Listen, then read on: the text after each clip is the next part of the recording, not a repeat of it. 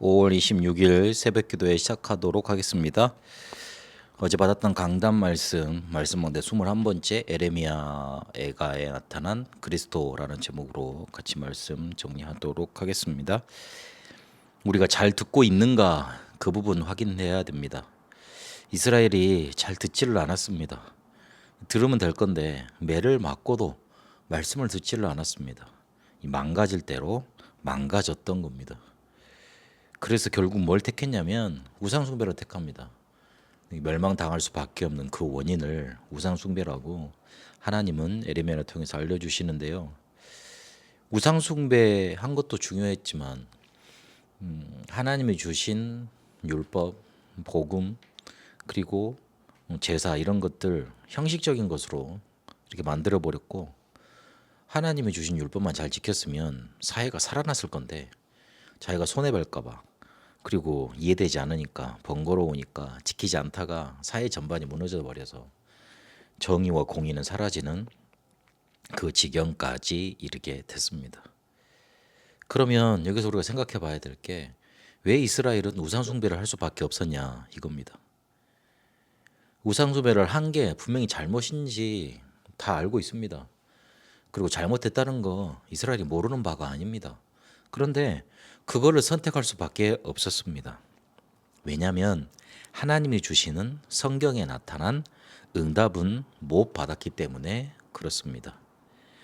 일단 삶을 이어가야 되니까, 문제를 해결해야 되니까 뭔가를 해서 이거를 해결을 봐야 되는데, 하나님이 주신 말씀과 율법은 먼고 우상숭배하는 것은 가까이 있으니, 그것도 손쉽고 편하게 찾아갈 수 있으니 그걸 할 수밖에 없었던 겁니다.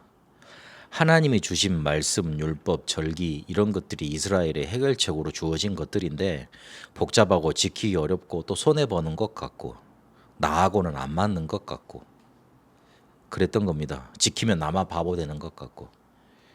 희년 같은 경우에 50년째 되는 해에는 노예를 해방시키고 대출도 탕감받고 땅도 돌려줘야 되는 겁니다. 그거 지키면 나한테 남는 게 뭐가 되겠습니까? 그러니 안 지켰던 겁니다. 더 내 중심으로 나를 축복해주고 잘 살게 만들어주고 내 하는 사업을 이렇게 번창하게 해줄 우상숭배를 찾은 겁니다. 그 신들은 그렇게 나를 축복해 준다고 그렇게 가르쳤으니까요. 출애굽 당시에는 하나님이 주신 율법이라는 게 이게 굉장히 혁명적인 것으로 다가왔습니다만은 먹고 살만하니까 잘 살아지니까 그거를 자꾸만 간절함으로 붙잡지 않게 됐던 겁니다.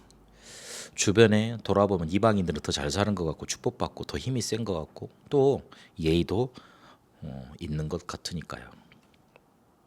그래서 하나님은 우상숭배했던 이스라엘 백성을 멸할 수밖에 없었고요. 그래서 거기에서 빠져나오라고 이스라엘 백성에게 에레미야라는 전도자를 던지십니다. 던지셔서 가서 말씀을 전하라 하셨던 겁니다.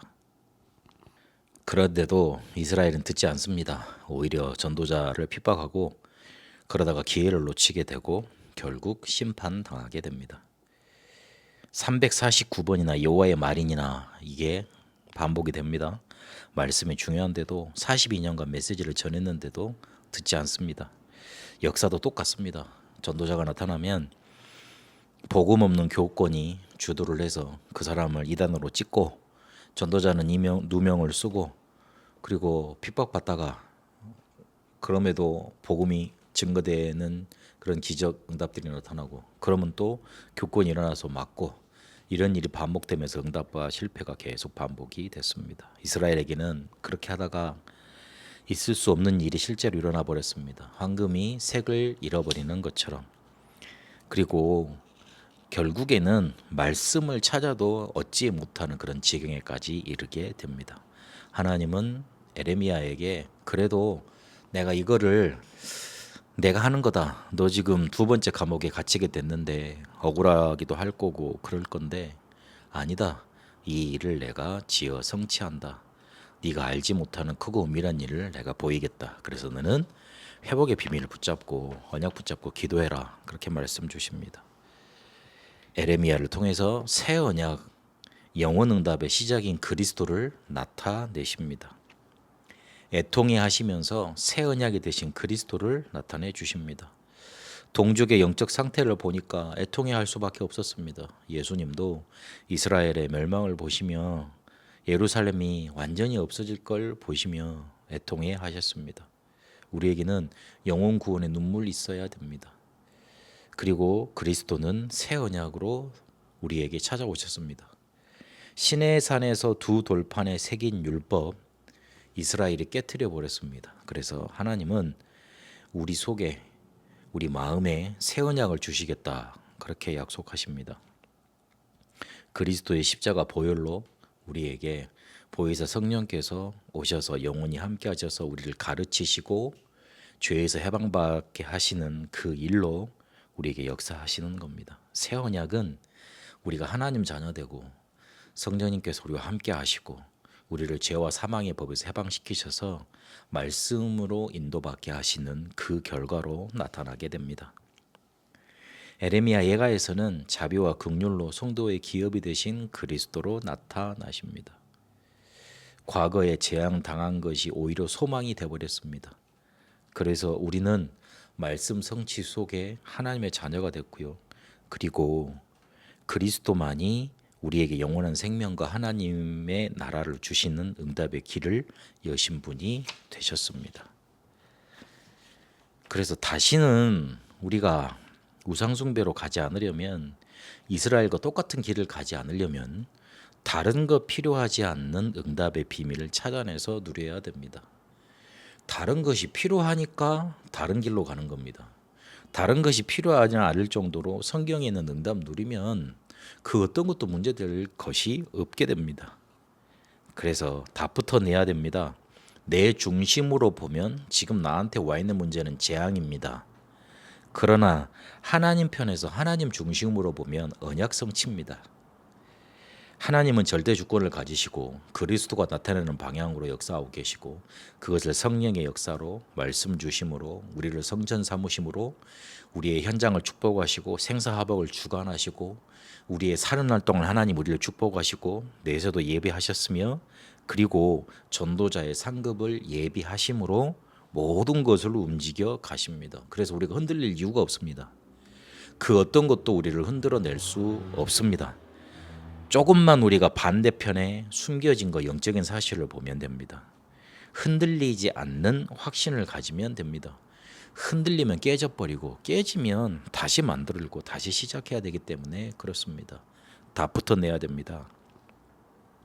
말씀의 흐름을 보고 기도 응답의 흐름 속에 들어가 있으면 됩니다.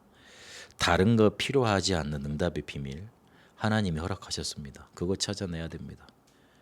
쉬운 말로 내 중심으로 보면 재앙이지만 하나님 중심으로 보면 응답입니다. 그래서 내 눈이 바뀌도록 조금만 말씀과 기도 응답의 흐름을 타면 됩니다. 여호와께서 이것을 지어 성취하신다고 내가 알지 못하는 크고 은밀한 일을 나타내신다 합니다. 억울해할 게 아니고 힘들어할 게 아니고 하나님이 하시는 일을 보면 됩니다. 그 응답 속에 있게 되시길 축복합니다. 말씀을 들을 수 있도록 우리에게 축복하옵소서. 은혜 주옵소서. 그래서 새 언약이 되셨고 영원 응답의 시작이 되신 그리스도만 붙잡게 하옵소서. 다른 것 필요하지 않은 응답의 비밀 누리며 하나님 중심으로 모든 것 볼 수 있는 눈을 열어 주옵소서. 살아계신 우리 주 예수 그리스도 이름으로 기도합니다. 아멘. 개인 기도로 인도받도록 하겠습니다.